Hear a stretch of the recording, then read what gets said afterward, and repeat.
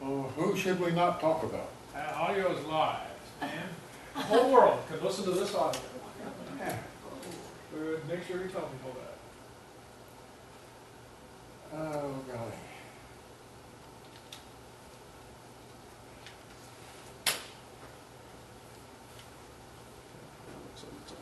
This chair feels so good, I think I'll take it back to the other room. Actually, I have a little buzzer up here. I can buzz each chair independently to wake people up. You should have used yours on mine yesterday. Sometimes you go to business after an hour and a half, you want to get the heck out of the place. Here you can quit listening to sit through a 3-hour meeting. I've seen people nodding off before. That's a disaster. Yeah, Mr. Norwood missed quite a bit of it yesterday. Yeah. He's not getting his Wes, I downloaded that video that was shot yesterday over there in the other room. Mm-hmm. Did it look any good? Well, on my laptop, you can't tell really. Yeah, but I mean, it's there. Huh? It's there. There's spots missing out of it. It's approximately in focus, and you can almost hear what's going on. There you go. Yeah, there you go. The audio didn't seem too bad. I had the bit rate so low that the video quality was kind of poor.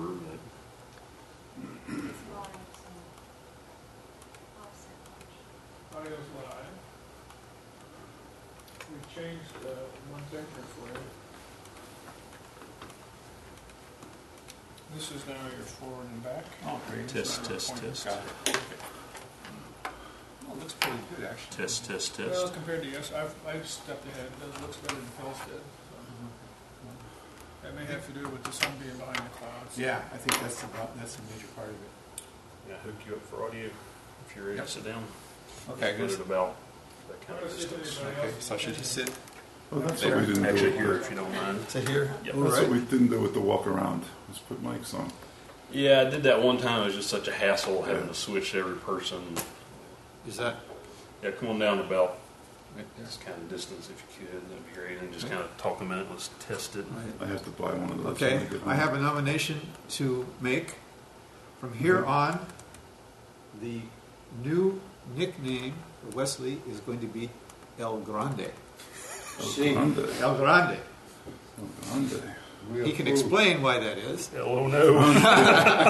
Con Dios. El I Grande. ate the whole thing too, didn't I? Almost all of it. There's one piece of it I didn't really care for. There's enough food in that plate for God, it's huge.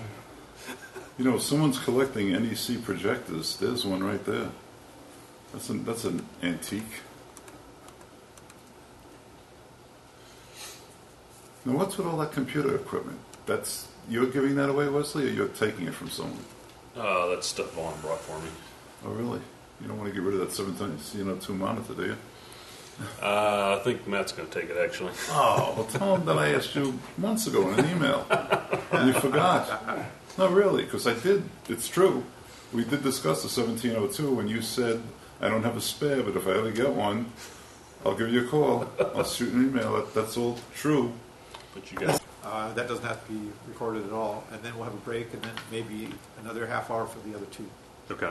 I may have to swap discs in that thing when we get there. But Why don't you text out where we're going to start in 2 or 3 minutes.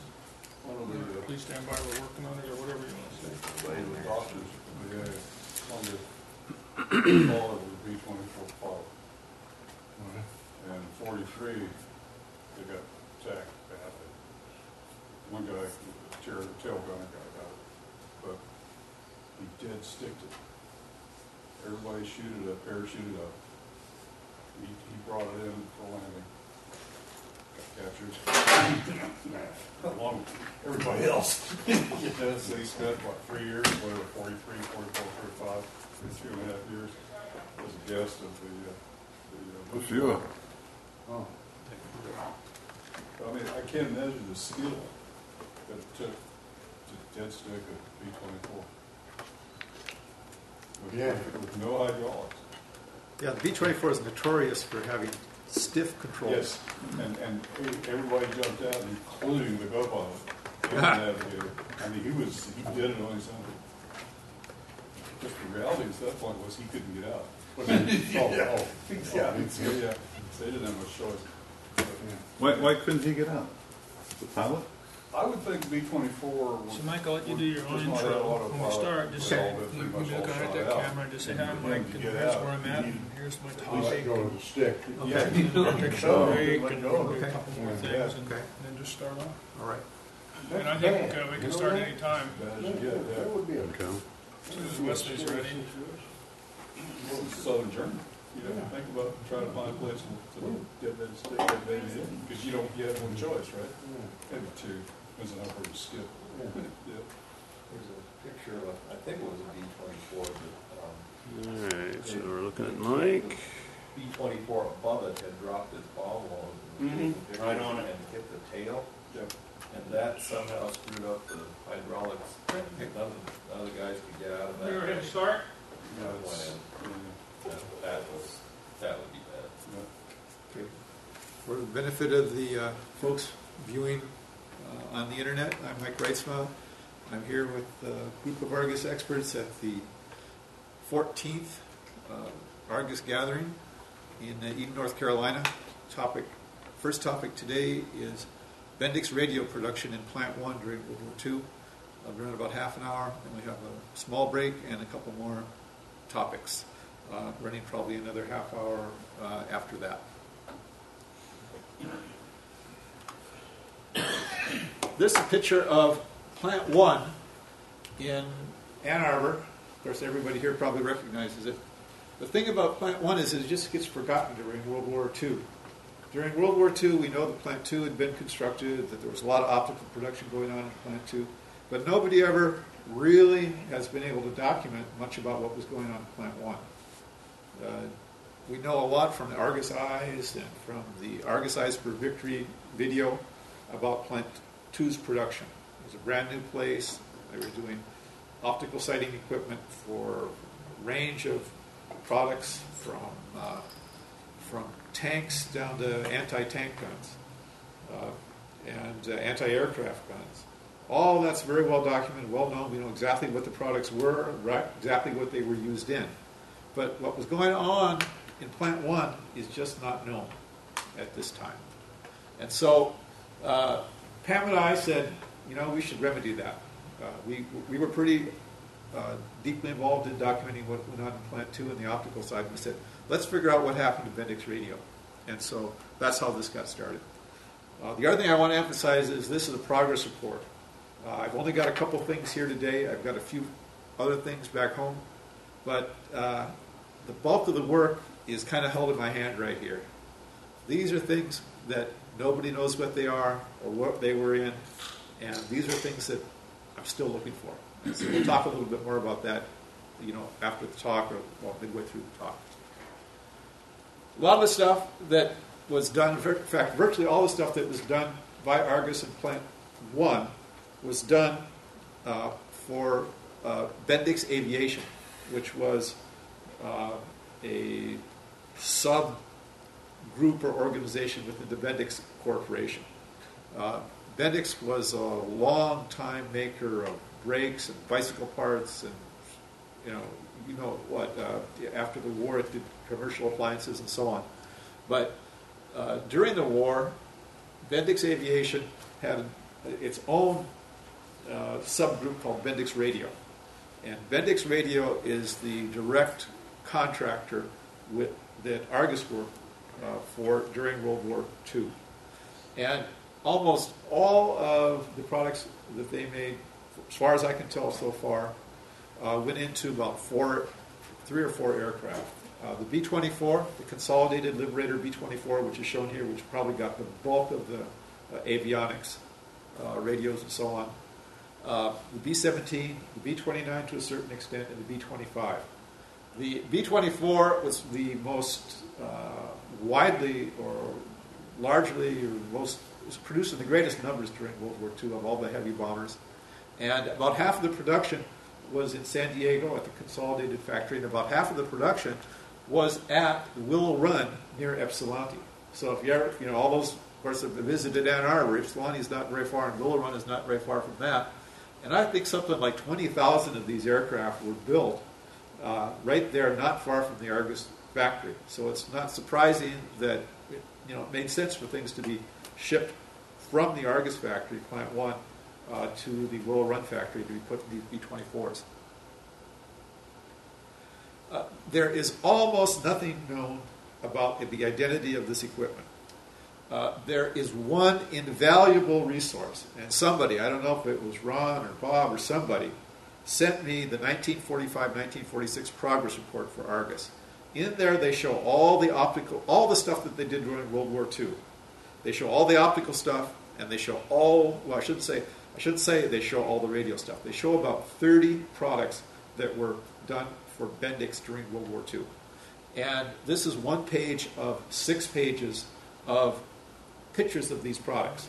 Now, the pictures don't identify what the product was. They don't even say Bendix anywhere on these pictures. They say things like multiplier mechanism, homing adapter, mounting plate for control box, things like this. There's just no precise identification of what these things really were.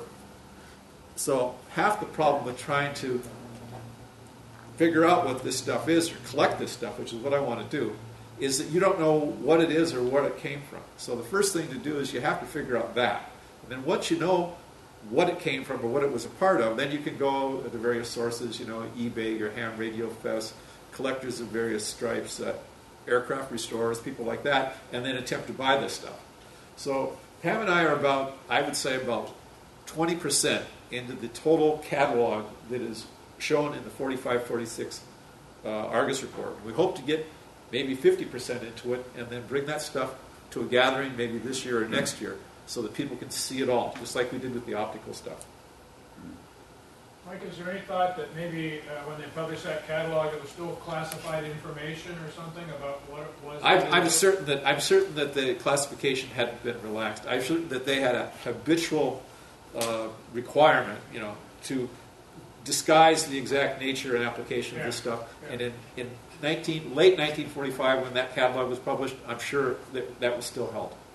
It just didn't ever get cleared up. Probably 10 years after. Is there a Bendix Historical Society or archive? Or anything there is a Bendix archive online. I haven't gone physically to the plant. Bendix is run now by Honeywell or Martin Marietta. Went through several owners and so on. There is about a 5-page Word document online that describes what they did during World War II, and I've gone through that. But as far as a specific cataloging, there is a website that does have a page for Bendix artifacts, that old customers and employees and so on have collected and returned to them, just like we do with Argus, right? Yeah. But that site has virtually no identified radio equipment, except for the very most common things, which I already know. Yeah. So here are the sources. These are the things that Pam and I have been looking for. First of all is that progress report. And like I said, our objective is to identify everything in that progress report from 1945 and 1946. Argus Eyes from World War II. Anybody who's looked at those Argus Eyes knows that there's little cryptic references here and there to what the World War II production was. Not so much on the radio side. It's almost all on the optical side, but there's a little bit. There's about 15 references, little tiny references in Argus Eyes to the names of products or the nature of products that were done for the under the Bendix Radio subcontract. Army, Air Force, and Bendix manuals. So if you get an Army, Air Force, or a Bendix manual, often they'll take the cover off something and they'll show you the inside. Frequently, Argus made the inside, it makes it doubly difficult to know what you're looking for. So if you're lucky, and I've done this on a couple occasions, you get the manual. On the inside, it shows the front, back, bottom, top, back views of the innards of the receiver, for maintenance purposes and things like that. Then you can go on to your 6-page Argus handout and say, there's X. And in maybe 3 or 4 cases I've been successful in doing that. But that leaves like 28 or 30 to go. Google, of course, anyone knows that. eBay, I've been able to buy some things on eBay from time to time. Both these things were, that's an eBay purchase, and that box down there was a purchase from an airplane restore guy. Ham radio people, I was talking to Curtis about that, and I think he was going to look for some, to contact some ham radio people on my behalf on that regard. Tom is doing the same thing, and Double luck, unfortunately. it's a 1% shot. World War II aircraft restorers. Luckily, there's one in Central California that I've been able to buy a couple things from. I've contacted the U.S. Air Force Museum in Wright-Patterson, which is a good resource, but unfortunately, it's one that you have to visit to really dig into their archives. They did send me a couple references, and then there's Argus ads from World War II. There's about 3 products that are shown in Argus ads.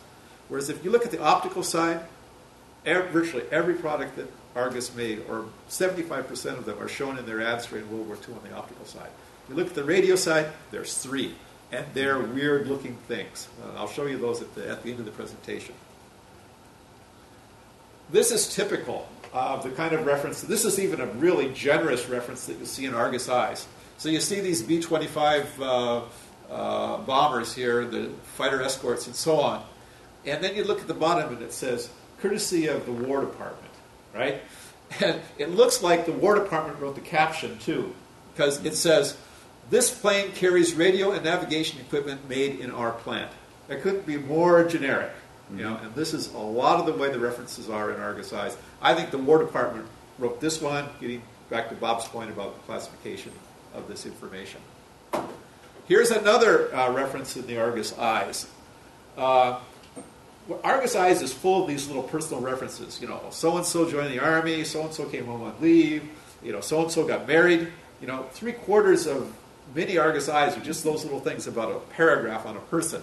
This one says, talking about PFC Mitchell Hopper, writing from technical school, quote unquote, in his studies at Chicago, the BC-434, quote, and other Bendix radio units made by III have played an important role. This is an unusual reference because it names the product, the BC-434, and I actually was able to find one of them based on this reference. Here's another one, and the reason I include this one is because it names 3 boxes, BC-434, MN-28, and MR-9. Every one of them looks basically like that little box there. That box there is an MN-28. There, like I said, there's 12 or 15 references to Argus Bendix subcontract products in the Argus Eyes. And of those 15, about 9 or 10 of them are to these 3 boxes, and one other one called the C4. So just on the basis of the number of references to people working on lines, the products specifically mentioned, and so on, I suspect that these 4 boxes, the 3 of them which are named here, and one is represented there, comprise probably half of the production of Argus Bendix subcontracts during the war. I think even though there's 35 products shown, I think it's concentrated in a relatively small number that were done in volume, and a few other that were done on a relatively low production basis. Hey Mike, the serial numbers up there, like BC, is that Bendix Corporation? I think that's probably the nomenclature for the radio or the item, Oh, okay, 'cause I and was it thinking- means something. Yeah, I was thinking MN might mean something too. Yeah, I'm trying to figure that out. It's an ambiguous case. I think that Vaughn is right. Like BC is, you know, broadcast or box control or something like that. Oh, And I don't know what that one stands for. At least in the Army radios, Yeah. you have if you see like there was the familiar with the PRC-9, and it was a radio that was either man carried. The P was man carried. Oh, The R was P personal or man carried radio. Oh, yeah, okay. Yeah. I think that's it. But I haven't decoded exactly what they mean, and I think there's a reference somewhere online that actually decodes those letters, and I need to do that. That's part of what I need to do, because that's a good question, really. Anyway, I think that these boxes, these are control boxes for radio direction finders. They do the tuning of the radio direction finder. Usually, the antenna for the radio direction finder, the receiver for the radio direction finder, and the control box were located in 3 different places on the aircraft. And this control box would have been near the navigator, would have been near the pilot, whereas the receiver itself and, of course, the antenna would have been off in the innards of the airplane somewhere. And this picture shows that to a certain extent. If you look right here, you see an antenna, which is kind of an enlargement of this little antenna down here, which is in a teardrop enclosure. You go up here, you see this little box. This is an MN26 or something very similar to it. It's some kind. It's a receiver that is used for direction finding from a known navigation site on the ground. Then this little thing here is the MN28, which is that box that we have down there on the table. That is near the navigator's location. It's not the navigator is somewhere in this region. I'm not sure. This is kind of a stylized B-24, if I'm not mistaken. And the indicator, the direction indicator for the direction of that radio transmitter is shown here, much multiplied in scale, and that would probably be in the cockpit. And so these things get distributed all around. So it necessitates that you have these control boxes. And so it turns out that a lot of the stuff I believe that Argus made was these control boxes rather than the receivers themselves. This is an MN26 set. If you look at it, this is the antenna. This is the MN26 receiver. This is a cable for connecting, I believe, the tuner control into the box. And here is the MN28 in the upper right-hand corner, which is that box right there. This came from a great reference called A Graphic Survey of Radio and Radar Equipment, 1946, by the Army Air Force. So you can find an awful lot of stuff in there if you switch back and forth between eBay and this graphic survey, because there's very good pictures in there. They tell the applications, they show the equipment.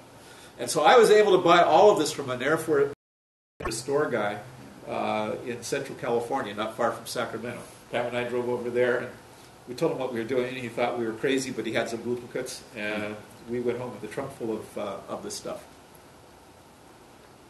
Now, there are exceedingly rare pictures in Argus Eyes of people working on the radio lines in Plant 1.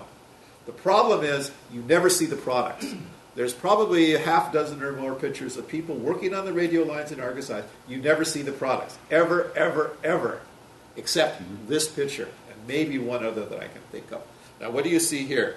Right in the foreground here. This guy, they don't, this is an aside, this guy just goes by his first name. Everybody else has got a first name and last name. This guy is just known as Jim. That's his name. Everybody must have known who it was. But if you look right here, you see this thing here? And you see all those? This is a bunch of boxes that are being brazed or riveted together by this gentleman and by this lady here.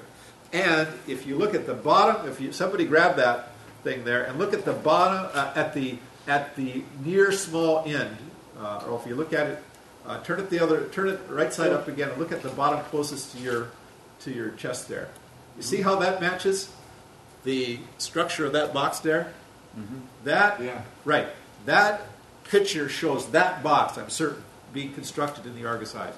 But it's like the only one that you're ever going to... It's one of two, I believe, that I found in Argus Eyes that actually show the construction of anything. And they could have just been protecting Jim's identity during the war. I just don't understand why they stated it that way. I know that later in the war they got very particular about that kind of stuff. Earlier on, you saw a few more explicit references. It's much more common than people know or realize, Really? I guess. She is apparently brazing or welding the corners. Yeah, I would say they're brazing because they're both got. Well, it looks Welding like glasses it's aluminum, so. It's hard to braze. I'm not sure. No, you can braze them. It's It's a little easy. hard, but... Just have to know how to do it. Anyway, if you look through the Argus Eyes, there's about, like I say, about 8 or 10 references to the constructions of these kinds of boxes, and they refer to two things. They refer to the boxes themselves, and then they refer to the insides, which they call the dial line. And I've got an example of that a little bit later on. Okay, this is one that Bob Kelly found. This is one of 3 products that actually say Argus on them. Okay, they actually say Argus. Everything else says nothing, or it says Bendix. There's 3 products that should say Argus on them.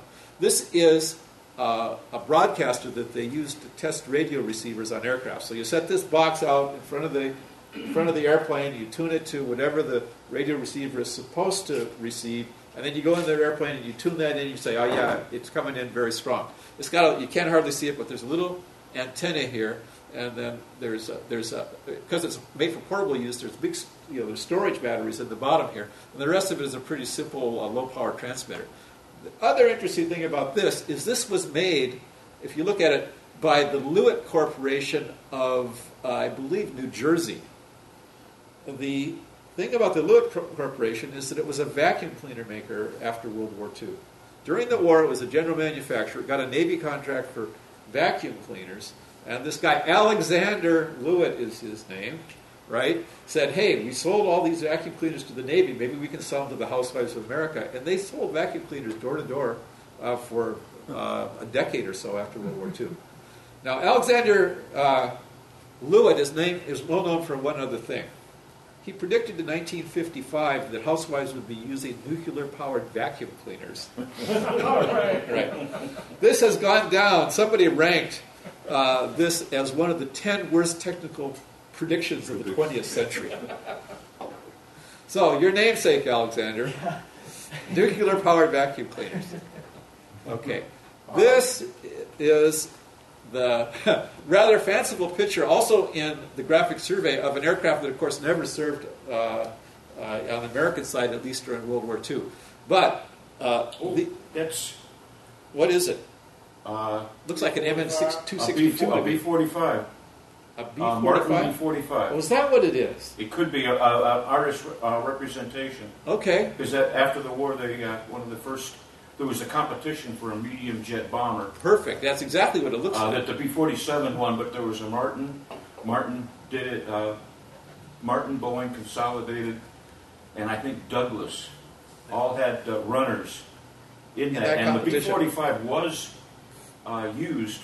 They bought limited amounts of it until Boeing could ramp up. Oh, really? Okay. And its configuration was almost exact. Okay. I bet you that what it is. The It's an Argus B-45 is conception. actually an English design. No, that's you're not thinking of the Canberra. That's not the Canberra. Yeah, the Tornado, it's a modification of an English design. Okay. Going back to the previous slide. Yes.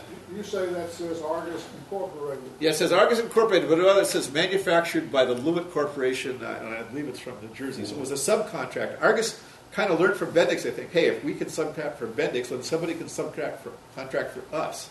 And so they got the Lewitt to make these things. My question is, when did the corporation change its name to Argus Incorporated?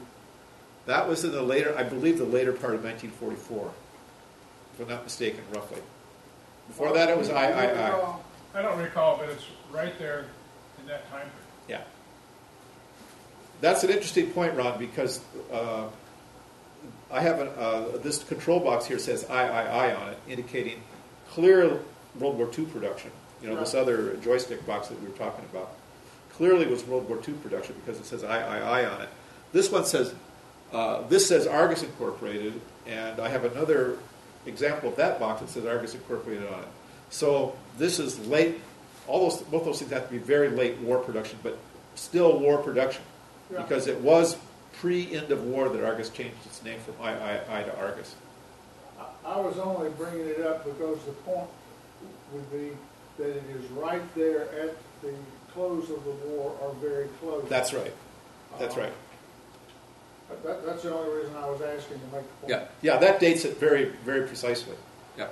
There is a date code on there that I believe says 44 something, but I'm not sure exactly what that means, whether it's a contract or a manufacture date or whatever. Anyway, so Bob Kelly found this on eBay, sent it to me. Well, he sent me the link, and now I have one in my basement.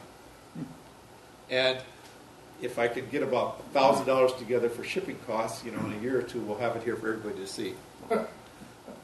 Now, this, if you really can't see those little boxes there, but that's that little box sitting right there. That box is an Azon-Razon controller. Okay, AZON stands for azimuth only, and RAZON stands for range and Amazon, range and azimuth. And they're referring to the a very late development during World War II. Was called the VB-3 glide bomb. Okay, the idea is, of course, everybody knows that World War II, we dropped tons and tons and tons of bombs, of which 8% actually hit what they were dropped on. The idea here was to allow a navigator or a bombardier, more precisely, to guide the bomb down to the target. And this was done by putting a flare and controllable fins on the back of the bomb. They used a 1,000-pound bomb for this. You drop the bomb out of the aircraft, ignite the flares, and then the bombardier would watch that flare as the bomb went down to its target. And they would use the joystick left and right to guide it left and right, and forward and backward if it was a RAZON rather than an AZON. And somebody, Joe, just grab that and talk and pass it around. If it was a RAZON, they could also guide it a little bit in range as well as an azimuth. That is a BC-1156, and as I was saying, that one there says International Industries on it. It's serial number 172. That for sure was done during World War II. And the other one that I found several years ago on eBay says Argus on it, right? But I'm certain that that one was also done during World War II as well. So that's the BC-1156. And these were used in the European theater late in the war. They're also used in the China-Burma-India theater. And the interesting thing about that is that they gave these things to the outfits that were charged with destroying bombs in that theater. And of course, one of the most well-known outfits that did that were the folks that bombed the River Kwai Bridge. I don't have the unit name with me right now, but I've looked into this, and it turns out that even though that unit had the AZON-RAZON bomb installed in their B-24s, they did not actually use it for the River Kwai. That was done with more conventional, apparently, from what I understand, conventional low-level bombing. So I hope to clarify that a bit more for the subsequent presentation. But that box has quite a storied history in a military sense, in that it was served with those units that were involved in the China-India-Burma theater in that capacity. That box actually controls this transmitter. This is the Holy Grail, as far as I'm concerned. I've asked, Curtis has got some friends who are going to help me find one of these. I've got Tom looking for one of these all over Florida, or all over North Carolina. I was this close to buying one last year. Okay, hams love these things. There's not very many of them around. I've seen one in 1 year on eBay. There are a couple other sources that have had them, sold out, not getting any more stock, can't get them. The ham people like to get these and hack them for God knows what purpose. I don't think they're really well suited to any kind of long distance communication. There was one on eBay last year, and the guy listed it as an RC-1158. If he had put it as a BC-1158, I would have got it and I would have had it. We would have it sitting here to go along with that box. Unfortunately, we don't. The other thing he did, that one actually said Argus on it. And the guy neglected to write Argus in the search string, or else Alexander or somebody would have found it. Right? So, the other thing interesting about that particular item, the guy lived about 100 miles east of Ann Arbor, or west of Ann Arbor. So it clearly came out of the Argus factory at some point in its lifetime, went into somebody's basement, and then emerged on eBay, 60 years later. But somebody else got their hands on it. It's probably rotting away in somebody else's basement now. This is that thing. This is the finger of the notorious person that mislisted it on eBay. This is the quality of the photograph this guy had on eBay. It's about the same as the quality of the text. But you can see right here that he did a close-up of the tag. It says BC-1158. He called it an RC for some reason. And right here it says Argus Incorporated. And there's a date stamp there from 1944 and 1945. Too bad. Not there. This is the actual, this is a 1,000-pound bomb at the Air Force Museum at Wright-Patterson. And This structure is the radio-controlled fin structure that's used to guide the bomb. They took a regular 1,000-pound bomb, which is this thing right here. They took off the regular fins, they bolted this on, and there's several receivers in there. I don't think they were made by Argus, but if I ever find a 1,000-pound bomb, you guys will be the first to know. Okay, this is one of the more interesting parts of the whole investigation for people that are familiar with Argus ads, and especially those during World War II. These 3 ads, they show a device here, a device here, and a device here. You can see. What are they? The ad doesn't tell you at all what they are. This one is a Communications for Victory ad. This is a Communications for Victory ad. By the way, the optical ads during World War II always say Argus Eyes for Victory, so they kind of segued from that. They call it Communications for Victory. And then this one says Ears for Victory, which really floored me. I looked at these for months. I couldn't figure out at all what they were. But by just dogged every day looking on eBay and Google and just a process of discovery, I was able to determine what some of them were. The first one here is an MP28 dynamotor. Dynamotor is the thing where you take a motor and you put 24 volts in it, which is what an airplane runs on. At least Air Force aircraft run around 24, 25 volts. And it runs a generator. The generator turns at 5,000 RPM or whatever, and it generates 500 volts. And so every one of these transmitters, TA12 in particular, if you want to use it as a ham, you need an MP28 dynamotor to run it. Otherwise, you've got to generate 500 volts some other way. So the MP28 is an exceedingly difficult thing to find. You can tell it here by the big generator component up here at the top. That's that little thing right there. There's a big tube there, a big tube there at the top. That's this little tube here and that little tube there. And then there's 2 little black metal encased tubes on the lower right-hand side that are these 2 right here. Now, I probably looked at 100 different dynamotors on eBay and Google and all that stuff. And I am, without a doubt, this MP28 is that dynamotor that's shown in that Argus ad. The next one, here's Ears for Victory. You can see, it's very difficult to see. You probably have seen this ad. It's got this weird contraption in the ad, right? And then it's got this big V kind of superimposed on it, this kind of crazy hat-shaped shadow, This is a very relatively common ad, but who the hell knows what it is? It's just a very peculiar thing. But if you take that MN28 apart, you see this component. And so you start seeing that little thing there is the same as that little thing there. This housing here is the same as that housing there. This little thing here is the same as that little thing there.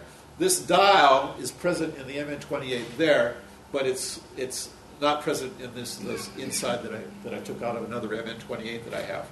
And so this Ears for Victory is actually showing the dial structure, the so-called dial structure that came out of the MN28 control box.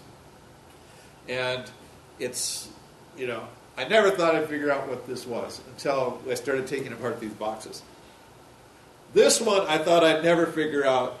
Look how generic this is. First of all, this is a B-24. It's clearly a B-24. Really cool looking model of a B-24. And then you got these funny wires coming down here and then coming back up to this gizmo here. There's like 6 wires or 8 wires there.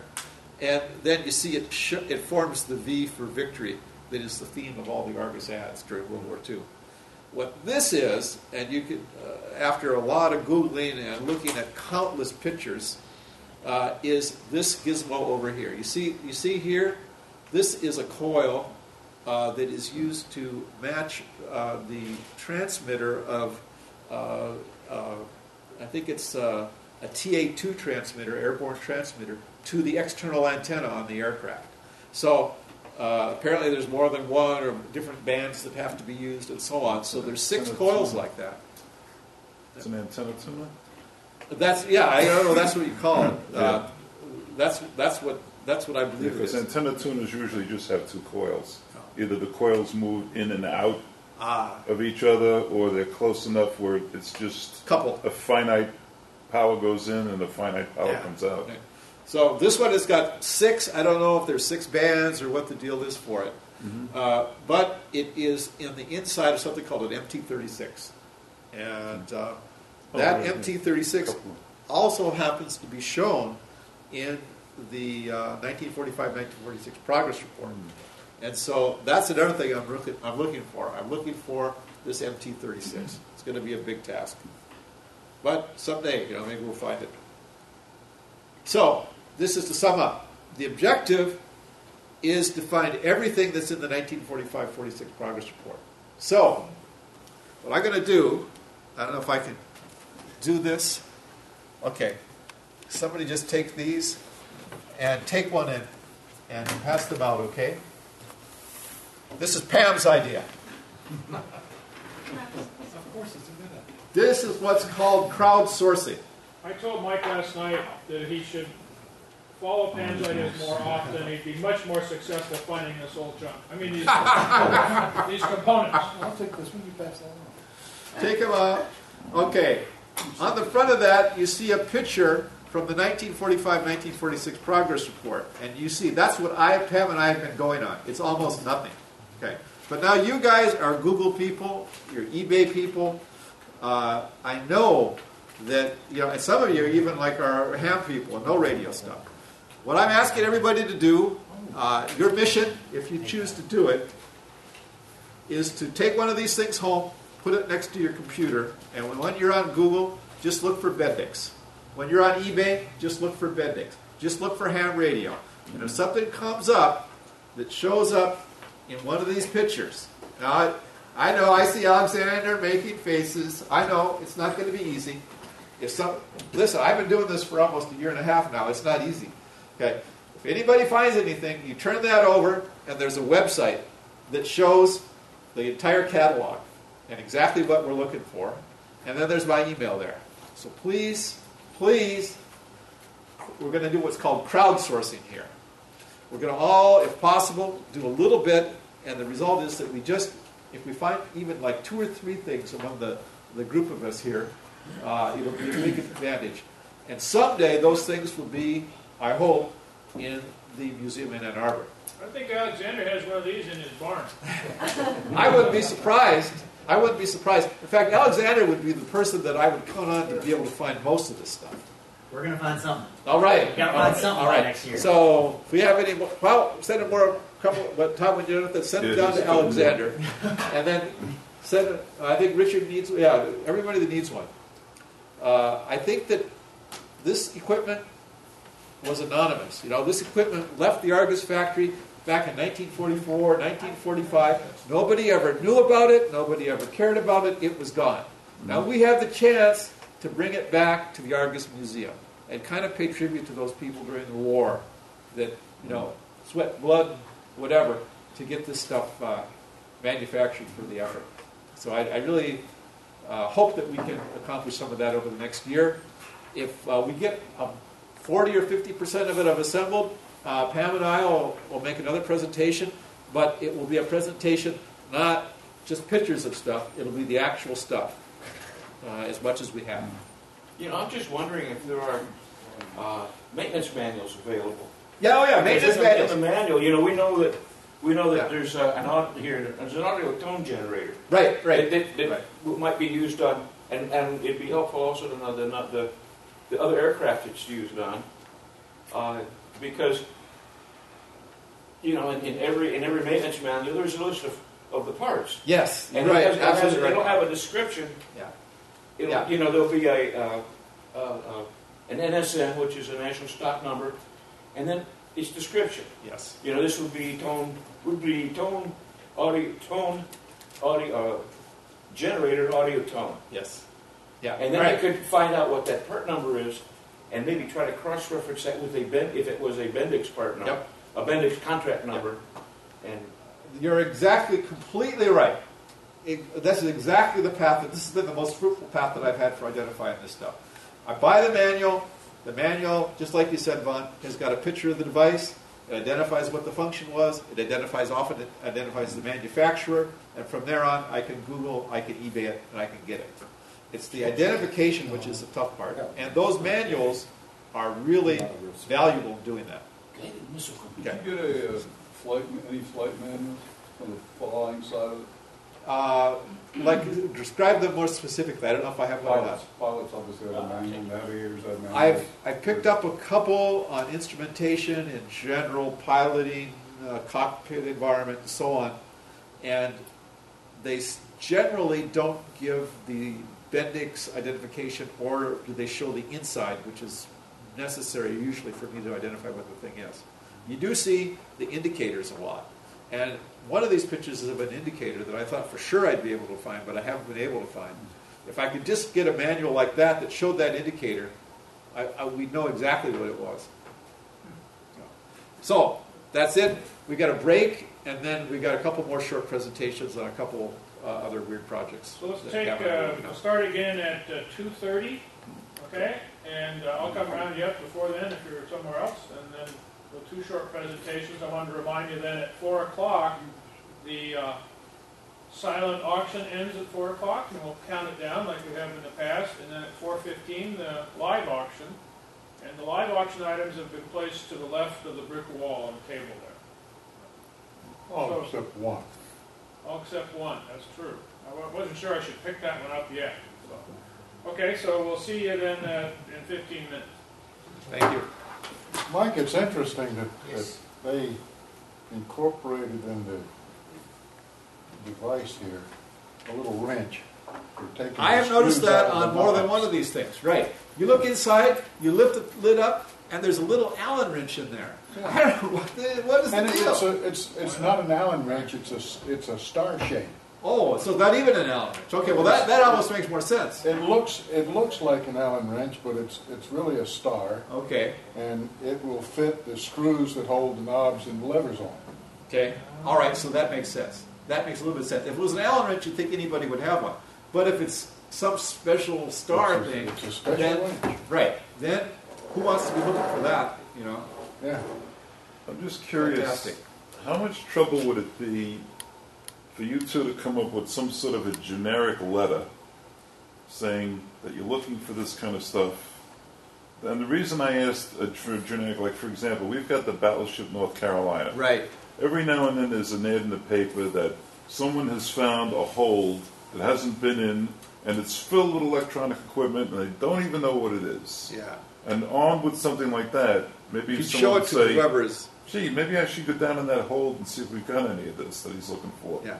Or the Intrepid Museum in New York. They've got tons of stuff unidentified. What I can do, on that website that's on the back of there is something like that, but it's not in a form that you can easily print out. So what I can do is put it in a form there that could be printed out somehow. I don't know how I do it. Make it a JPEG or a link to another file or something that could be downloaded, and then that could be printed out. Yeah. Or even the Smithsonian Air and Space. If you had something, I mean, I'm thinking of a spiral-bound little book with your objective and everything, and then here's the stuff all I right, need. well, that's an interesting idea. In Smithsonian Air and Space, Battleship North Carolina, some of in Arizona, you've got the aircraft graveyard. Yeah. I mean, all those planes are I still think most of that more or World less. War II stuff is gone. Yeah, there's plenty of places. It's that in ham radio enthusiast basements. That's where it is, I think. Well, like I said, I have a friend who's in Well, I'll the do Air that, Force, Tom. I will do and, that. he's just a was thought. a radio mechanic. Yeah. Both on the when he first got in the Air Force, the B-36 bomber, and then the B-52.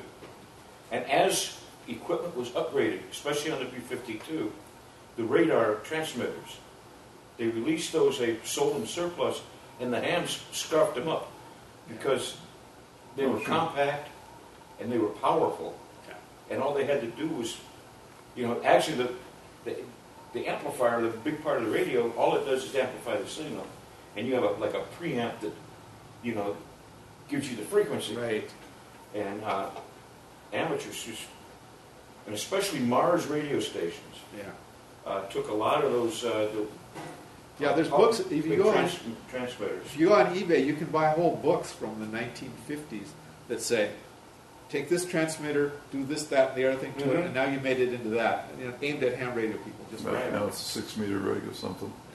All right, so 2:30, we're set for the next You know, two one of presentations. these, wait a minute, Yeah, very nice. What's that, Joe? You know if any of this equipment might have been used in Canadian Air Force planes? I believe that they have, because if you look on eBay, you will see transmitters and other radio equipment that has like a crown, and I think I don't know if it says Royal Aviation or I don't know what it would say, but it doesn't sound like it's United States specific. It sounds like it's either English or Canadian, and it's stamped on there. In fact, I've got several things like that. Crown with wings. Did you have a problem? So I don't remember the wings. I definitely remember the crown. So I think you're right. The reason I'm asking is there's a museum in Hamilton, Ontario. Perfect. Any museum, you go to the museum and just go to that website and have a look at everything. Go to the museum. Anything that looks suspicious, take a picture of it, email it to me. Perfect. Perfect. Yeah, that's perfect. That's perfect. Yeah, that would be great. The Luke Air Force Base could have anything. The Arizona, the big museum. Oh yeah, and every air show, right? They fly in a B-29, right, and say, "Oh, you can walk through it," right? Right. Okay. Whenever that happens, I'm doing it. But I know the battleship North Carolina because it was all right. It was a battleship, but now the Intrepid was a carrier. Yeah. And it's the same thing. They're still finding stuff. You know, they're down in holes that no one's been in for 50 years. And they crack it open, and it's filled with moldy dead rats and equipment. You know, That's heaven. I mean, like now, I used to collect. I was very big in telephone collecting. Right. And the thing that bugs me is when I first started with the phone company, when I was just like a novice, they'd send me into the storage room and say, "Throw all this stuff out." And that was my job for the day. Files and phones, and I'm saying, I killed for all that stuff today. Yeah. Who knew? You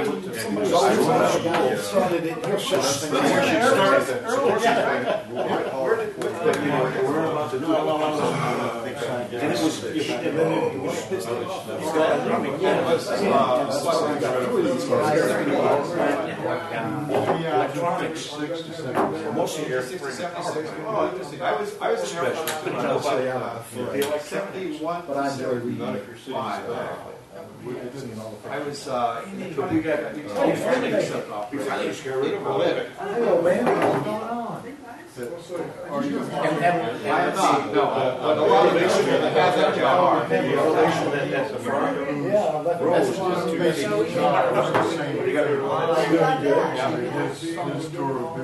It's been broken 6 months. It's time to Japan.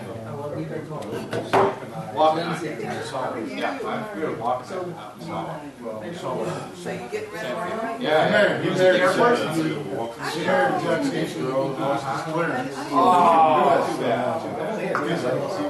Yeah, I get second shift job. Have you thought about Sitting there with Not losing myself, just right by send response. That would be so. There's always close enough for us to get pretty well. And Luke Air Force, I will without, I just keep seeing.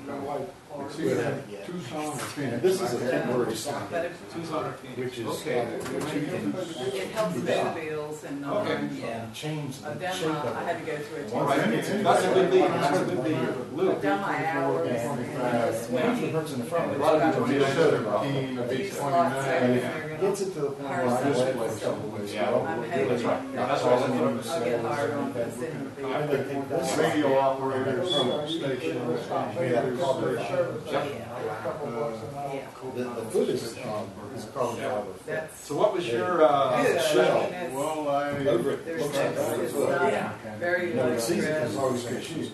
Depending what you think. It's kind of boring sometimes. That's a critical Below response. there, all this part goes down in the It's a ship. good job. This is Randy Yeah, I was There's that pretty little princess. So that was my. How are I was- you? I've been following you since you were a little bitty thing. You're so pretty. The group that I was. So glad y'all made it. Wow. Get to see It was you. 100% function. Yeah, because you hear about it, if it wasn't. Let me tell you what, you didn't want to be around a system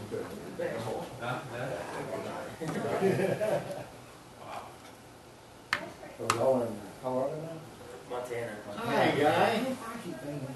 I have something over there in another room. Our brothers in Yeah. It's pretty nice up there. Well, it's still pretty cold though. And I think it's down in the Sounds 30s Richmond. still. Where in Richmond? We're in Great Falls. It's That's something I've heard of. I think it's about Anybody you recognize? 80 miles or something from the Canadian border. It's not too far. It's a little over a 2-hour drive on the other side of Canada, so pretty far right there. That's what, yeah.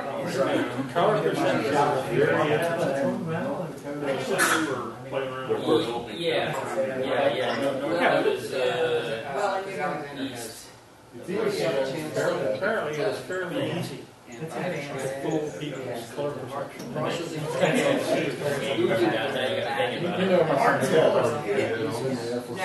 you didn't have your plates? Well, I was in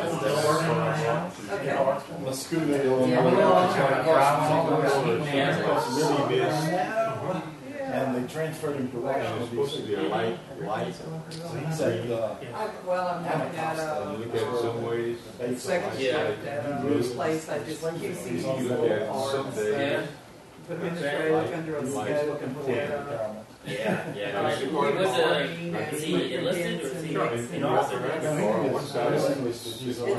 boring, but you sit back and Last time I listen spoke, I to the think he was radio, a tech sergeant. there's something like I 5 think. of us. Last time. Second yeah, shift. that's Very laid Nice. back. That's not easy to but he do. says from now on, he wants to do something before he retires. But he said, They go "Promise, on, I it's think no they said longer it goes the story high that performance it's steel. all Boards, yeah. Who you know and who you're in good And with. it's not, it's like, it's not in a good position. There's a bunch of them, It's that's the the job go he has on. now. Yeah. It's- They're about, it's they call them a Cheerios, they're about the size of a Cheerio, Yeah. little small. So it's not a real good You got, you position have to to look on one make side brownie and points. Yeah. you Those have to people, flip which side? it. The car. Then there's another machine, you have to make sure there's a little hole on it, it's not too tall. Okay. But every time you go for, You're expected to do so many, he'd say, you oh, know, I during didn't the mention shift. that.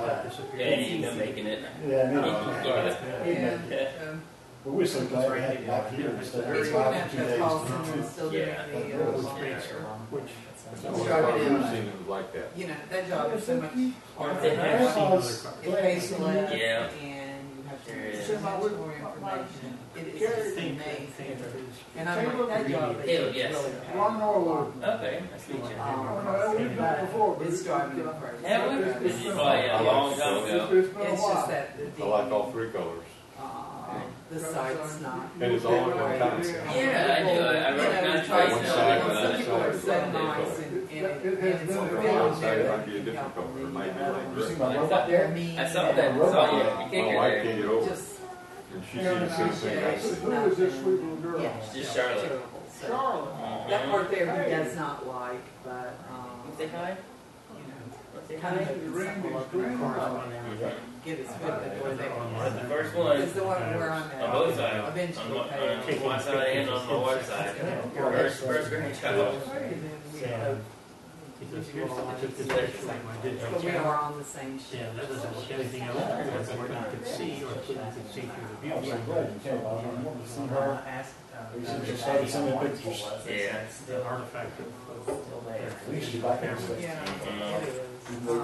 But they are slowly. Yeah. They're doing some. Oh, no problem. I had to take the film out to be Well, They just continue. find one of those BC 1158s and I'll forget all about that. All right. Yeah, I did mention you though in that context. And we handed out a bunch of the other ones to people. So, but you have the cherry one. That is the one that I'm looking for. Do you have a list of all of them you're looking at? Yeah, if you look at, Afghanistan. or? They got New college nice, they spaces never are a lot sent of me Now to. look at the back of that picture, right? Did we put a back on for They were emergency? non-deployable jobs. Doctor. Sticker on the You back? took it last night? No, this morning. So you have a webpage? No, Yeah, I there's a think I webpage did. for There's the a couple of people. I think if it was Yeah, sticky, yeah. I didn't know this morning. Okay, so there should be one of those stickers on the back, and that lists You everything. have it. Their back of mine? technology. so Should be, let's have a, You don't have it like that, it's just so Okay. they- doesn't, it looks like this on the back, it has a sticker on it? Like this. Yeah, that should be it, that's fine. Yeah, so what I got on here is, you know, I had that display with 36 items, that's basically what I'm looking for. And I've got those pages all reproduced here with an intro letter and specific things that I'm looking at as high priority. You see number 58, be right up there at the top. And then my email. Okay. Yeah, great. All right. Thank you. Oh, That ain't me. 6, 7 months. And then how long do you get off? Won't be able to keep up. They do like That too. 4 days. So, yeah, little- Well, it's So every the other, first the way second they do theirs, they do it every other month. How's your, Doing good. That's Doing not good. you know, You're the finally get around to get the foot. yeah, yeah, I haven't been seeing But your it's a on good Facebook. paying. I've They been have posting good on it every now and again. I So, well, that read is, something about it. it is, that part's fun. I'm real pleased with walking. I've used a walker to keep me from falling over. Yeah. I think it's good. There or something? What's that? What is the device? It's a receiver. Receiver. Everybody told me that had That's this the the control day. unit part of the head. Foot. Yeah. It's a nice thing about it. If she steps on my foot. What's that? Huh? Bob put 3:30. Oh, okay. So it's Oh, that's good. Cable. In your Virginia, Carolina. Oh, okay. It's a microcube device, I'm very sure that it doesn't have electronic tuning. He's really not had much of a World War chance to II. do a lot of photography lately, so. We've done so much. Yeah. Y'all gonna be around for a while? It's a week. I'm Yeah. down here from today. Oh, I don't know. We'll probably leave or saying. So, Get her hoping here. Patty will be back, get to see you. Where did they She's- take their trip to? They went up to Fairham to the farm, the farm museum. Oh, Okay. The ladies went up there. Yesterday, they went to, I can't remember where the first place was. 'Cause Went to Patty- Karastan. Karastan, that's right, Karastan. Oh, the road, where they did the road. They got Okay. to do up to it. And then they went to the new aquarium in Greensboro.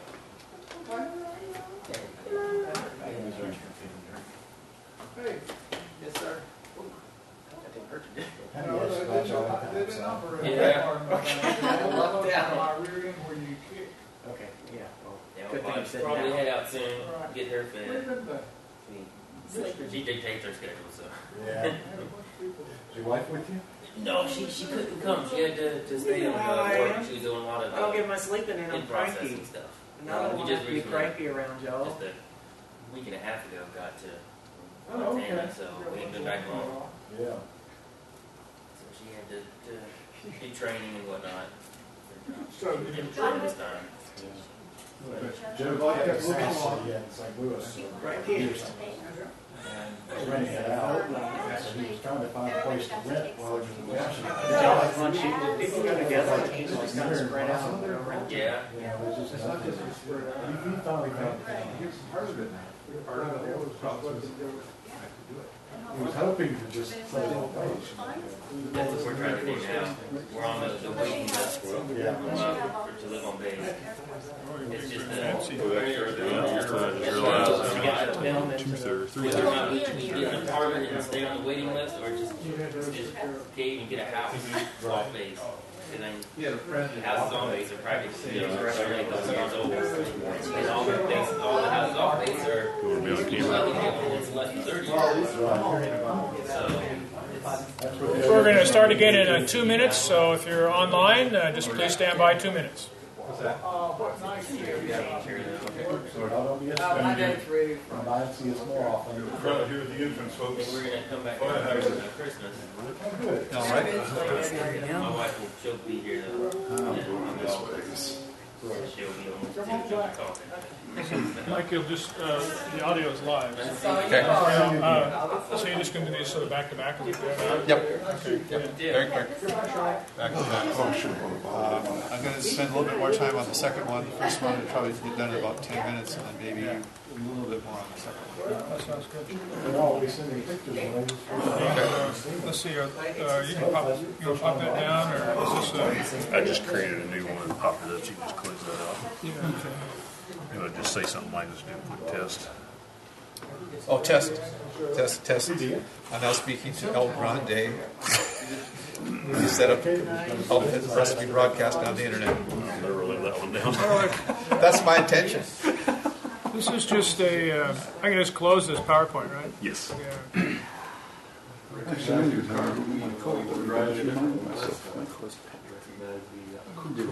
Yeah, there's no room for. I just put it on the roof. Okay, so I can probably open both of these. All right. Empty, or not empty. 6 or 7 years. We're shooting now. Yeah, it's been I'm gonna be quiet. Which one do you want first? Rad Lab. Yeah.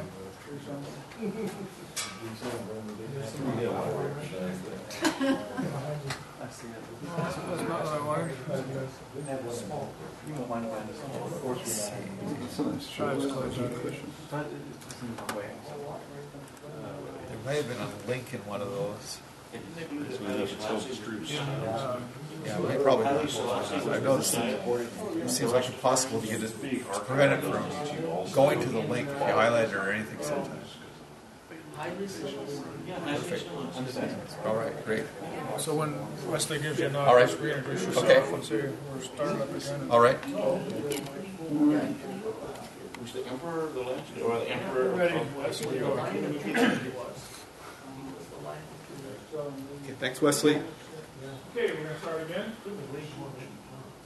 Okay, everybody, we're back here in Eaton, North Carolina, the 14th Argus Gathering, and we're surrounded by virtually all the Argus experts in the world, and I had the privilege of having them be the audience for this presentation.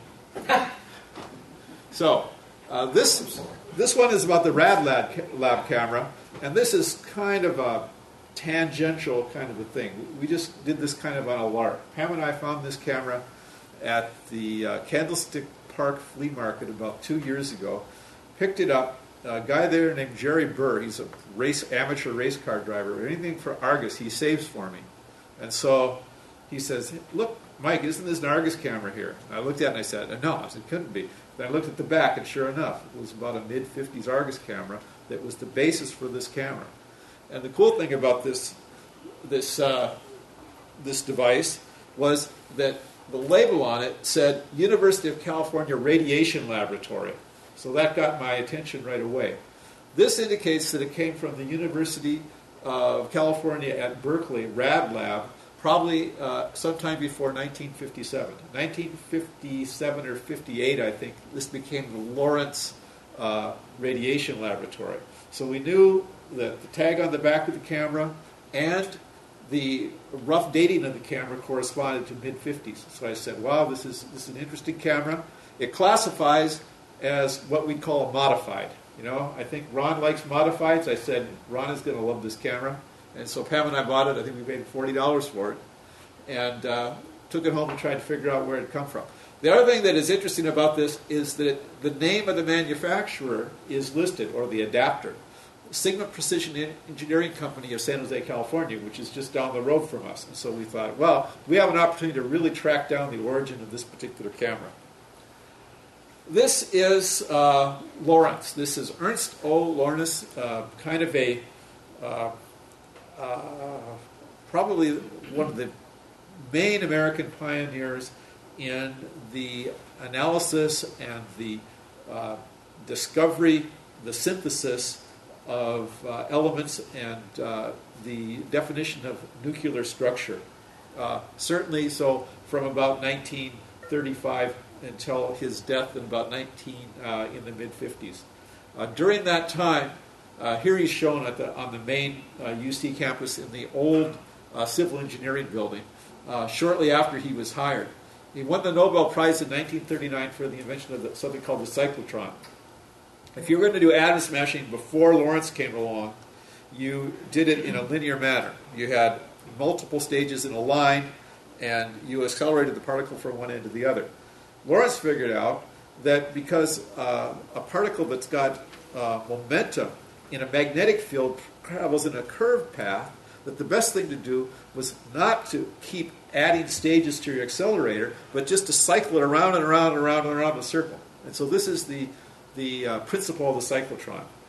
He and Leo Szilard, a Hungarian guy, active in the Manhattan Project and confidant of Albert Einstein, thought of this about the same time. Lorentz got the Nobel Prize for the work, not so much because he was the better physicist. Szilard was probably a much better physicist for it. He was the better engineer. He was, like your dad, the kind of guy that knew radio stuff inside and out. And he hired other people like that, grad students and so on, to come to Berkeley and work for him and get these cyclotrons, which were finely tuned instruments, to actually function. They started with like a 17-inch cyclotron, and they were up into hundreds of inches by the time that Lorentz passed away at the relatively young age, I think, of 58. This is the site of a lot of the work that was done during World War II and thereafter. The University of California, in particular the Rad Lab, in addition to the discovery of fundamental nuclear structure, was active, of course, in the Manhattan Project during World War II. They developed something called the Calutron, C-A-L for the University of California, and Tron for cyclotron, that was used to separate U-235 from U-238. And that was the primary mechanism for the Hiroshima bomb that was instrumental, of course, in the end of World War II. The interesting thing about that is that these calutrons were not built at the University, were not used at the University of California. They were at Oak Ridge in Tennessee, not very far from here at all. And the other interesting thing for camera people is that the staff that supervised the calutrons and the separation were from Eastman Kodak, or was the Eastman Chemical Company, and I think there's still an Eastman Chemical Company in Tennessee, to this day. So this is the site of one of the I think this is a supercyclosynchrotron or something, a later derivation of the cyclotron that was built after Lawrence's death, and this is up on the hills above the Berkeley campus. And so this camera came from that site. And like I say, for the better part of the last half of the 20th century, this is the place where nuclear structure was defined. Like the super collider in Switzerland right now that did the Hadron microparticle, whatever it was. This was where all that was happening in 1935 until about 1970 in the United States. This is a list on the left of all the elements that were discovered, quote, synthesized, and then chemically analyzed at the UC Berkeley Radiation Laboratory about the time that this camera was there in some capacity. We don't know what capacity, but in some capacity. And I counted them up. There's 16 elements here with interesting names like berkelium, for example, and californium, things of that nature. Einsteinium, Nobelium, and then one in element 103 in 1961 in honor of Lorentz after he died, Lawrencium.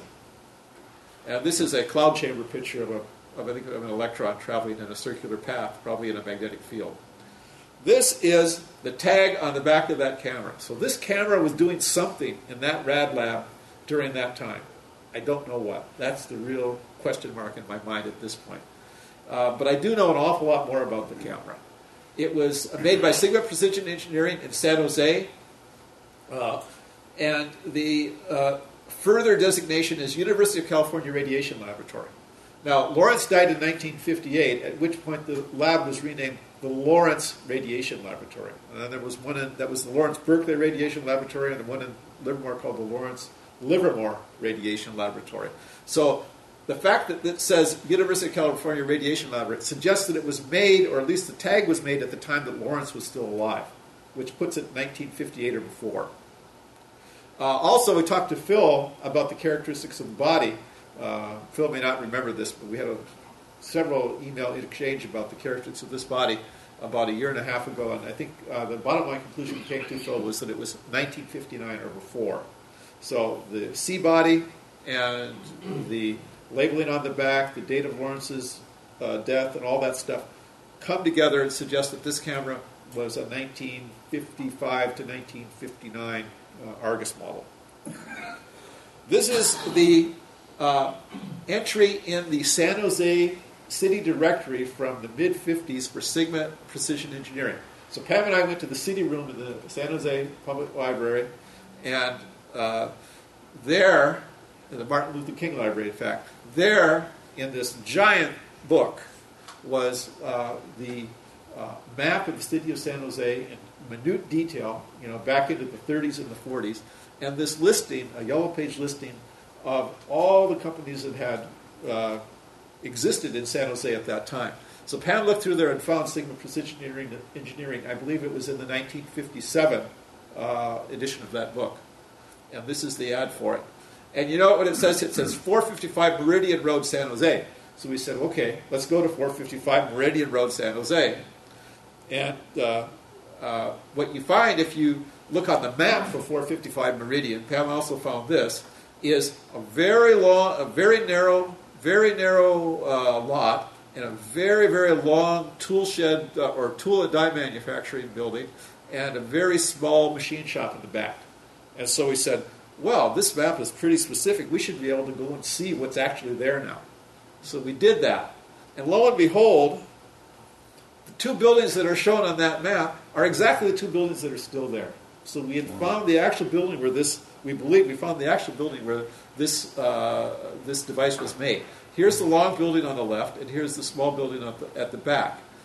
This long building at the left is a they call them a head shop or something now. They sell blacklight posters and paraphernalia for taking drugs and things like that. In the back is a medical marijuana facility. This building, quote-unquote medical marijuana. And this was a Harley-Davidson dealership before it became the head shop. But the important thing is that it matches the exact map, exact address that this camera was made at. Mike, 1 second. If you can also date that. You can go ahead. That's Cypress phone number. Oh, yeah, in the Cypress 60s, 7. They started eliminating, like it was Neptune 9 and Orchid 6. They started eliminating all that stuff around the 60s. Okay, so Tom worked at the telephone company and knows all of this stuff. So that's a definitive position on that. Cypress 7, that's... Yeah. So there were two names. This was the city directory entry. There were two names on there. Carl Corrali and Glenn Geisinger. Now, Geisinger we couldn't find out anything about. In fact, if you look on Ancestry.com, he probably didn't even have any kids as far as we could tell. Corrali, though, we were able to find two of his three children and one of his grandchildren living still in California at this time. So we started contacting those folks. This is all we can find out about Geisinger. He lived in several cities in the United States, in Texas and California primarily. He was in World War II, we know that.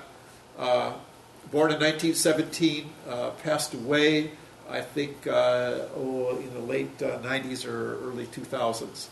But he was some kind of a tinkerer.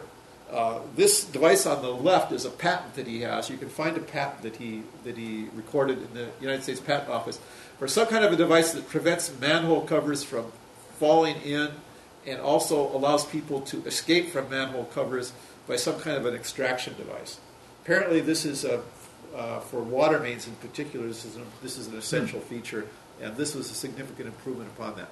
But you don't find any technical patents from this guy at all. So I figure he was probably the capital guy or the managing guy in the partnership. This is a picture of Corrali taken about we think about 1957, which is about the time that he probably designed the camera. I believe he was a designer of the camera. Corrali was Hungarian. He was in the Hungarian army as a photographer bombardier at the time of Operation Barbarossa. So he was involved on the Eastern Front of World War II until the bitter end.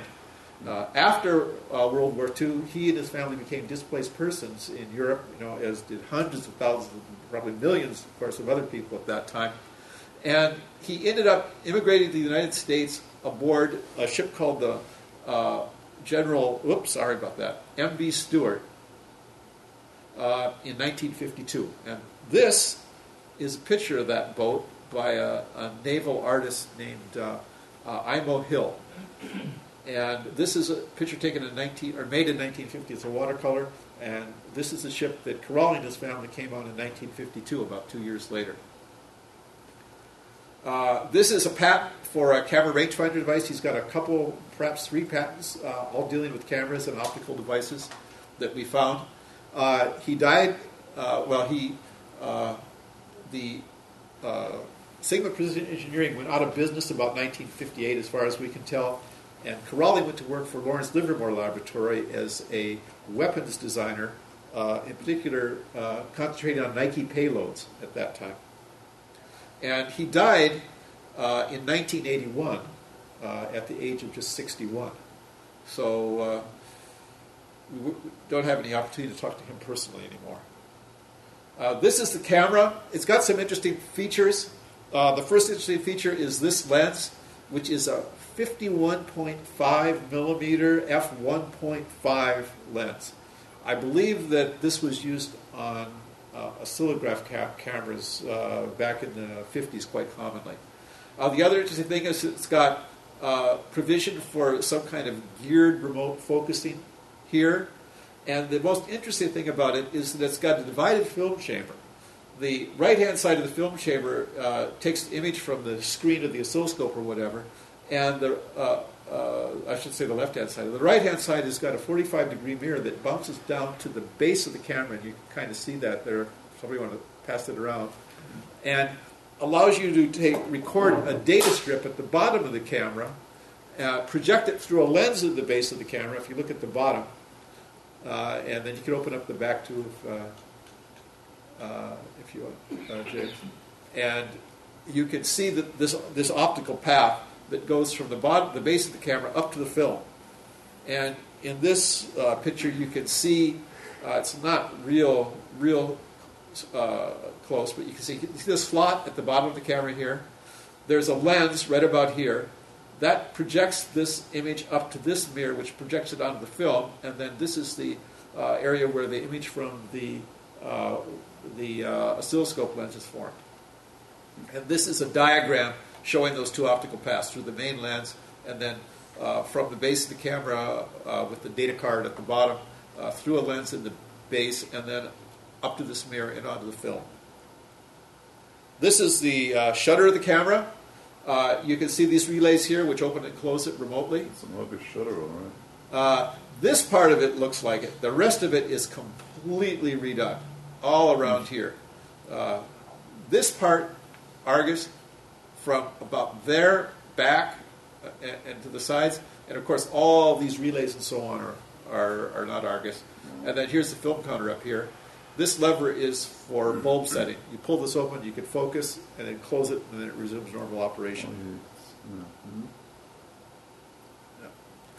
Okay, here is a view of the data card entry, and you can see the mirror, not the mirror.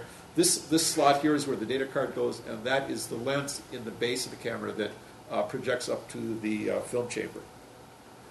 This is a data card that we found. I think it might be here on the table, if I'm not mistaken. Yeah. This is a data card that we found when we found the camera. That means that this data card was used the last day of this camera's active life at Lawrence Berkeley Laboratory, probably in about 1960 or something like that. We have no idea what all the nomenclature means, and this is the last remaining, I think, one of the last remaining mysteries about this camera. I would love to know what it worked on. Was it really used in the discovery of Lawrencium, for example, or was it, in a much lesser role at the laboratory?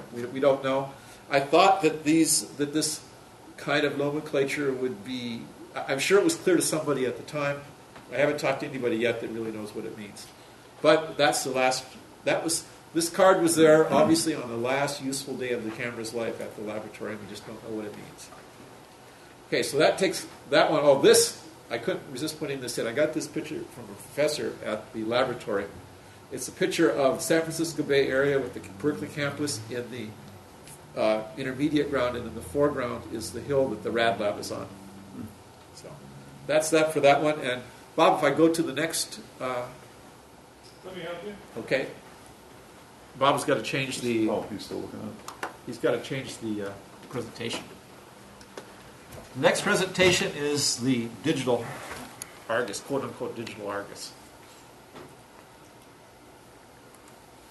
Mike, did you speak with the technicians or professors at the lab and show them the card? I have contacted, I tried to contact two of them, and they throw their hands up and say, there's no way I can give you any idea about what it was. I clearly haven't talked to the right person there yet. And you find somebody who was there at the lab in that time frame. I'd love to find who worked. That's what I want. What we have done is that there's an archive in San Bruno that happens to be the archive for the Lawrence Livermore Laboratory. And so all the non-classified stuff is there. And there's piles of reports, some of it declassified stuff, piles of photographs. Pam and I spent, I think, 2 days there just rummaging through that stuff. There's a docent there, a person that is familiar with the collection that helps you to find things. We went through a couple days, and we looked at a lot of pictures, a lot of reports, and we couldn't find anything that really rang a bell with that camera, unfortunately. We thought naively we would go there and we would see a picture of someone using the camera, you know. Of course, that wasn't to be. Okay. You have to almost see if they had archived the, the notes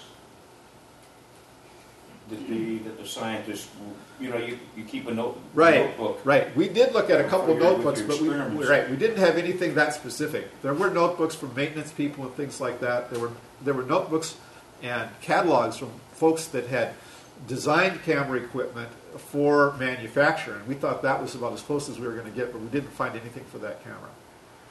Okay. All right, this is SpongeBob C3, and I'll pass it out here. People can look at it. If I can just pick this up, right, Leslie. Okay. This is SpongeBob C3. Comes in its own carrying case. Okay, here's the camera. All right, we'll pass that along. I think everybody has probably seen it. Here's the CD, comes with it. Here's the instruction booklet, comes with it. Is this openable, or should I not? Sure, yeah, go right ahead. Go right ahead. And actually, I should warn you, the camera looks really cool on the outside. We tried to make it look kind of like a prototype. When you get it on the inside, you can see it's kind of a quick and dirty homebrew thing. So, judge it from the outside, mostly. We have the SpongeBob sensor cleaner. And last but not least, the SpongeBob lens cleaning tissue. Of all of it. Very nice. And these will be available for next Christmas? If the demand increases exponentially, yes. Okay. So, Pam and I should say, several people have had this idea, and I think I had an email with Matt about this, and Matt and I think started on it down the same path. Now, Matt, as many of you may know, does this kind of design work. The microcontrolled devices, down even to the circuit board level, and he has got a much more ambitious plan to make a digital C3. Pam and I abandoned that because we realized that our technical abilities were too limited. But I'm looking forward to someday a real digital C3. Hopefully Matt can provide that sometime. Only $10,000 a piece. Yeah, and he's not kidding, because you got to pay for tooling, right? I mean, you got to make the board and all that stuff, right? The sensors are what's expensive. Yeah, and the sensors. So you can see the sensor in there is very small. In fact, if you want to take the lens off, Alexander, you can see inside the sensor. Oh, I'm talking. Bonnie's got the camera. If you take the lens off on, you can look inside there and see the sensor. I can get you a sensor out of a D200. The sensor is unfortunately is the easiest part of it. The problem that we had is that if you take apart any old digital camera and try and rip the sensor out, you've got this huge, you've got a big distributed circuit board. You've got 3 or 4 micro switch assemblies. There's interfaces to the focusing, interfacing to the zoom, interfacing to the shutter. It was just beyond us to be able to terminate all that stuff and then stuff it into the camera. That was our problem. Okay, so we just about gave up on this. In fact, I gave up on it. Pam insisted on pursuing it until one day we found SpongeBob. We paid $1 for SpongeBob. With that $1, we got at a church rummage sale. We got the disc, we got the instructions, and I forgot. The SpongeBob cable is actually hooked to our laptop in the other room. But there is a SpongeBob cable that goes with it as well. So there was SpongeBob for $1. This was the other side of SpongeBob. These batteries, just for scale, are AAA batteries. So SpongeBob is pretty small. Matt could probably tell you more about what all this stuff is around the side there than I can. The sensor is right here. It's kind of epoxied in on this one. Mm-hmm. And this is the lens structure which actually screws out. There's no autofocus. There's no zooming. No interface to the optical side of this at all. So this is what made this attractive to us. First of all, the circuit board is small. Secondly, there was no complicated interface. There's a shutter button and there's a battery connection. That's all. And so this is what it looks like if you disassemble it and start looking at the terminations. Okay, over here was the speaker, the beeper. We took that off. This is a little micro switch, which was the shutter release. And then these are the 2 battery terminals, plus and minus. This is the I/O port, a little USB type connector. So with this, we said it'll just about barely fit inside of a C3, and the sensor will line up about where it should be. So we started cutting apart various parts of the housing that would be required to support the circuit board. So this is a little bit of a compromise because you got this big clunky thing that you got to build into your C3 now. But the advantage of that was that we could use the old screw holes for the circuit board and still have the micro switches operated in the context of the control screen like this. So that simplified our job tremendously, very, very much. Then what we did is we just got some micro banana plugs from Radio Shack and this push button switch from Radio Shack and this battery holder from Radio Shack. We put the micro banana plugs on those 2 things, and then we did the same thing on the SpongeBob circuit board shown here in the plastic housing. This was before we removed the speaker. Then we got the routing table out, and we routed a big hole in the back of the C3, put a couple mounting screws there to hold the plastic lens board assembly in place, and went forward.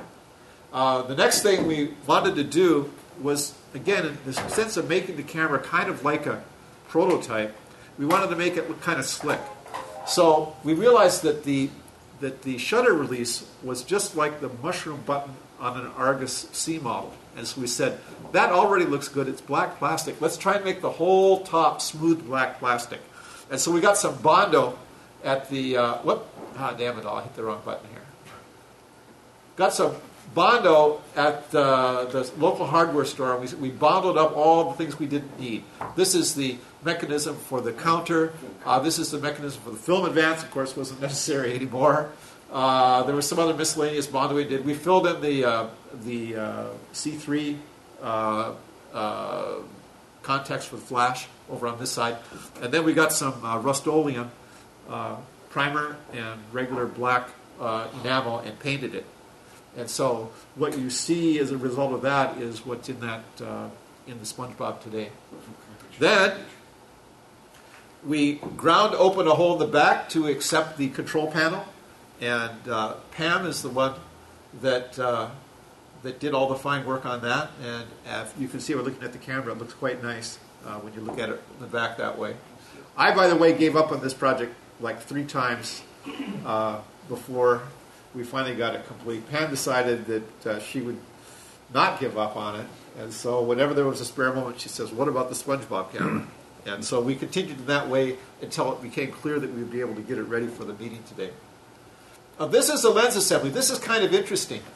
It's a 3-element lens. It's about as big as a dime, maybe a little bit smaller. You know, that big plastic, serrated part.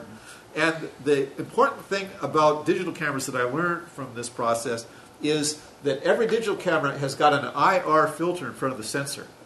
Mm-hmm. And so you have to keep that IR filter.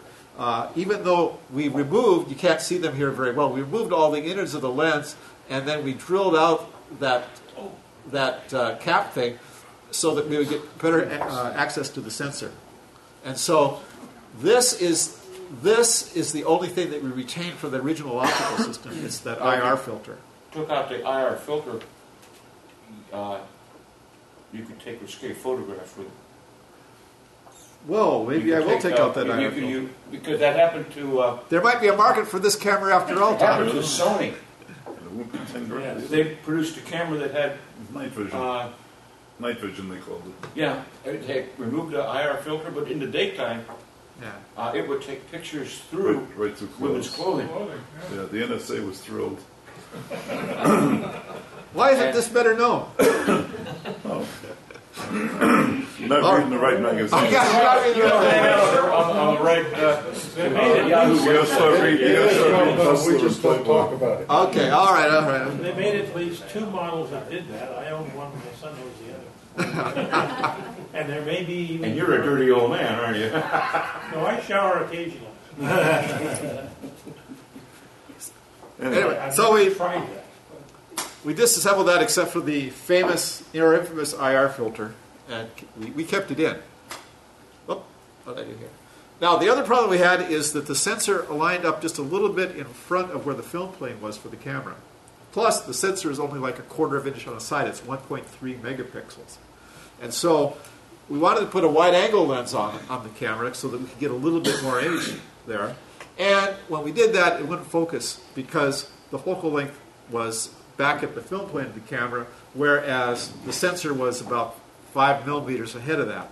And so we got this 3-diopter filter here that allowed us to get focusing over a range of about 5 feet to infinity. So when you look at the camera, you'll see that there is the little 3-diopter filter hanging out in front of the camera, in front of the lens. This is the SpongeBob ready to be assembled. Here's the lens components here. Here's the battery thing. Here is the circuit board in the plastic mount, and you can see the lens IR filter has been screwed in there, and you can see just a faint kind of a reddish reflection from that IR filter there.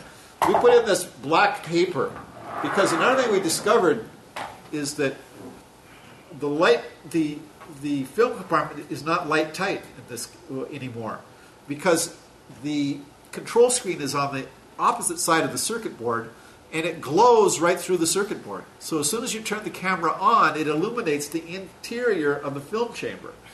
So it was a little bit of a compromise. We didn't have time to really do a thorough job. So this black paper is helping to try to kind of defeat that a little bit.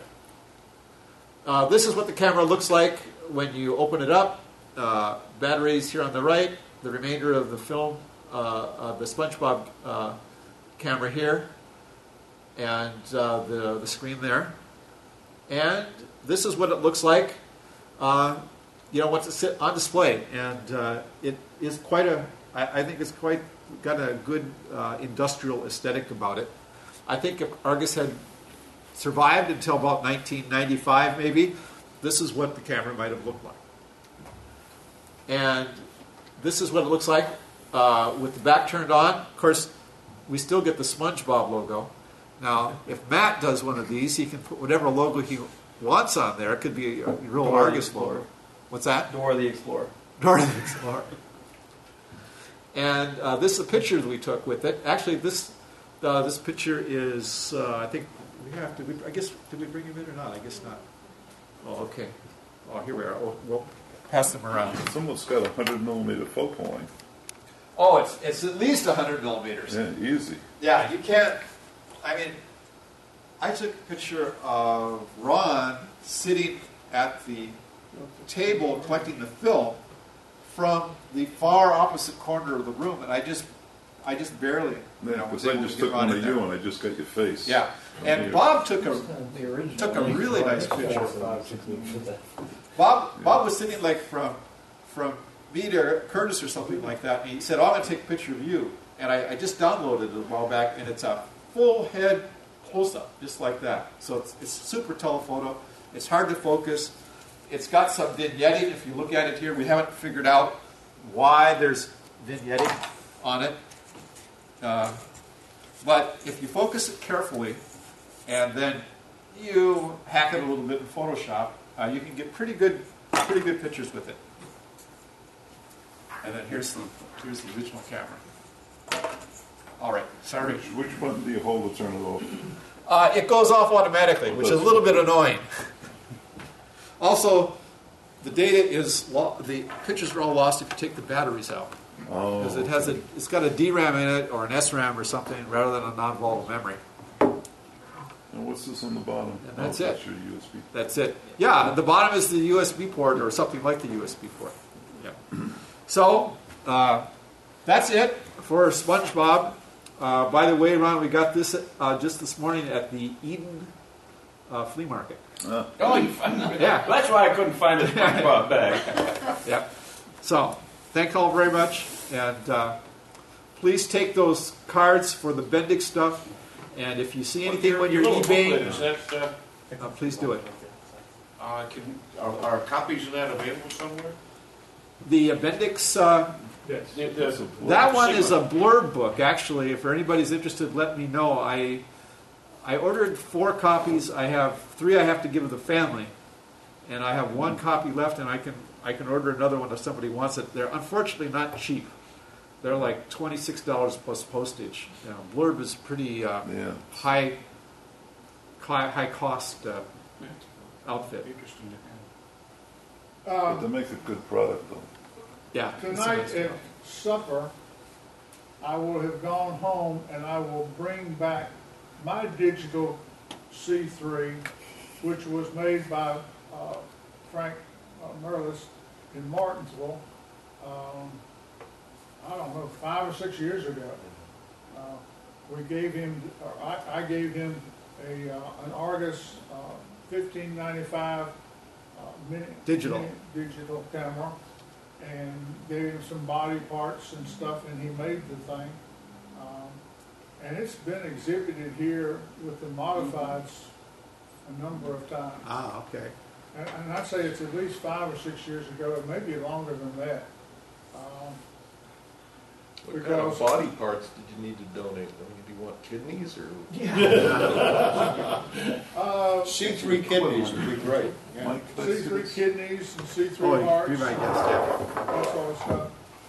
But Frank made it, and me and Wesley both had talked about making this thing, and Yep. I've never cleaned it up and made it pretty. Yeah. Which is one of the things that he wanted done, is he wanted it made pretty. Yeah. That was for us. It was a similar challenge. It wasn't so much technical because it was really we just hacked the old camera apart and stuck it into the C3. But we wanted to make it plausible, as a real product, and I think we achieved that. And well, yeah, you achieved that, and this thing that Frank created is not pretty. I'd still be very interested in seeing it. Well, I'll try to bring it. Well, I've got to leave here and go home. So I'll pick it up and bring it to dinner tonight. Yeah. For anybody that's interested. Okay. All right, we'll do that. I definitely like to see it, and I'd really like to see if if someone with real expertise in this could do it. It would be a nice project. So. All right. So thanks everybody. Appreciate it very much. Thanks, Wesley.